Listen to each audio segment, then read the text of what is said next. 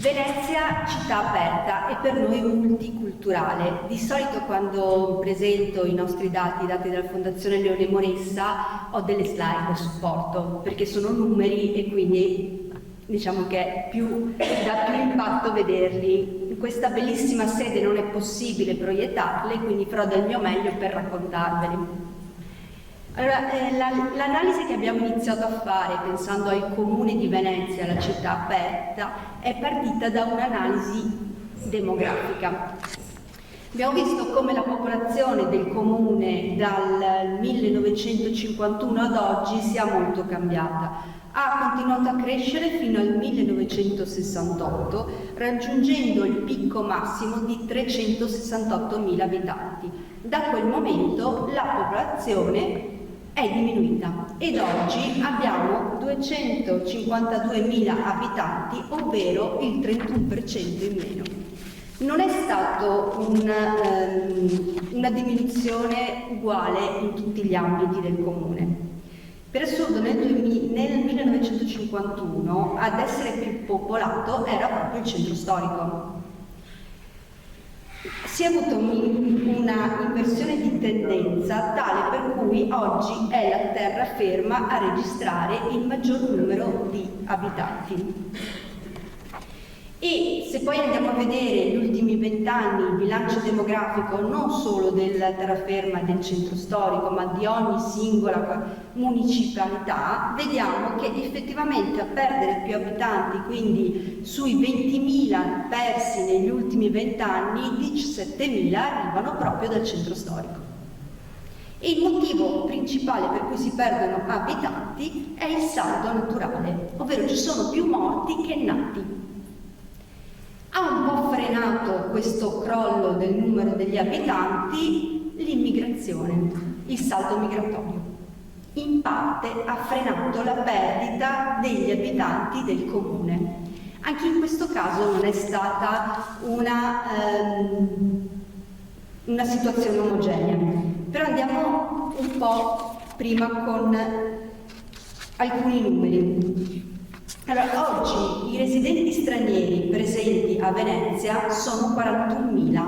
Per capire se sono tanti o pochi, andiamo a fare un'analisi rispetto alla popolazione totale. Allora, in Italia gli stranieri residenti incidono per l'8,7% della popolazione. Nel comune di Venezia questa percentuale aumenta al 16%.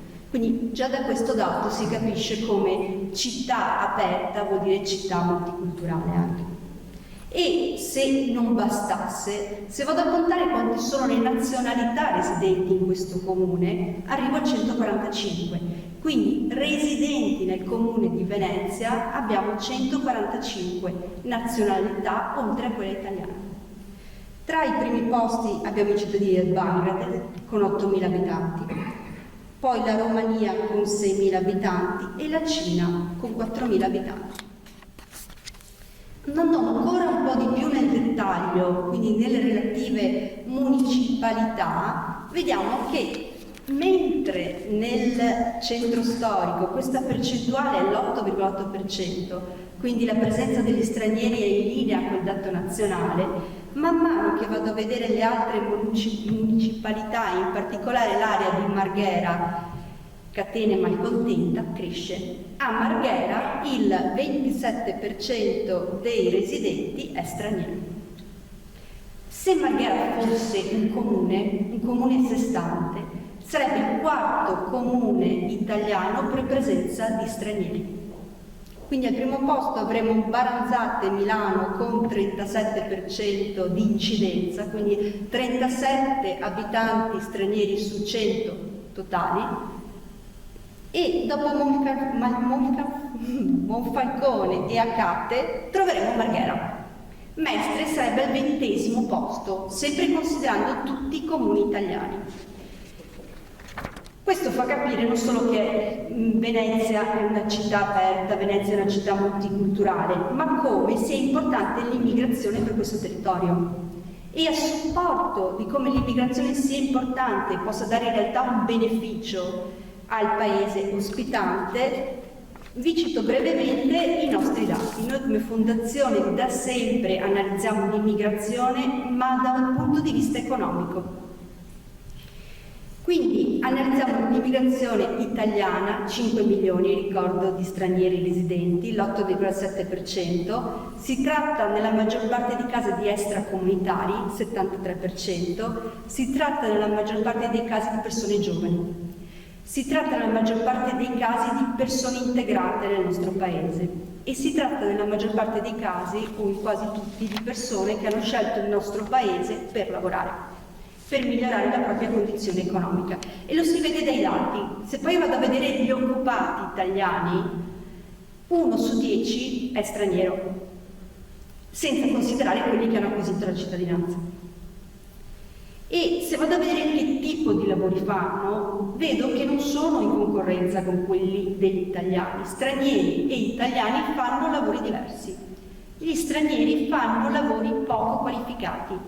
Per dare un'idea, il 70% dei domestici in Italia è straniero, il 40% dei venditori ambulanti, il 30% dei braccianti.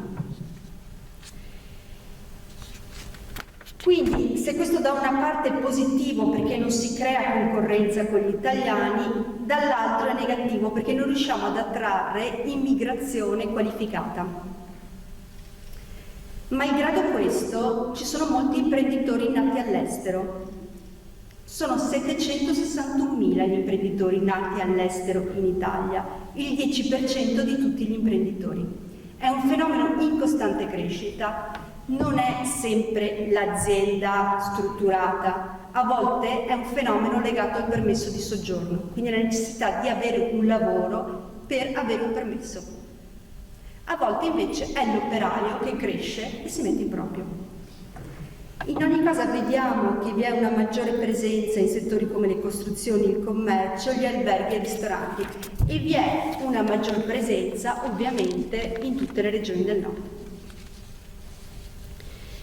Tutti questi occupati, dipendenti o indipendenti o imprenditori, generano PIL e abbiamo quantificato che generano 54 miliardi di euro. Il 9% del PIL italiano è fatto dalla componente straniera.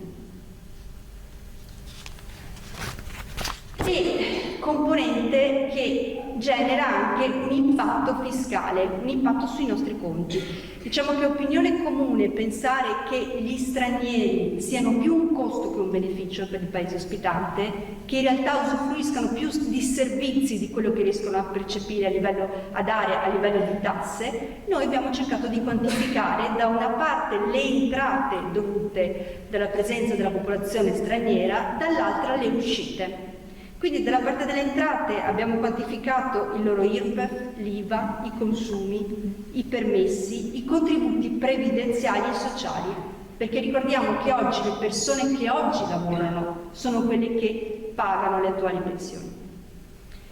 Dall'altra parte abbiamo quantificato il costo per la sanità, perché avere comunque una popolazione straniera nel proprio territorio dà dei costi per la sanità, per l'istruzione, per la giustizia, per l'accoglienza dei profughi, per la previdenza e per i trasferimenti. Abbiamo fatto la differenza di questi costi e il saldo risulta ancora attivo e risulta attivo di 1,8 miliardi. Quindi malgrado facciano lavori meno qualificati e di conseguenza l'importo fiscale sia un po' più basso, per il momento il saldo è positivo.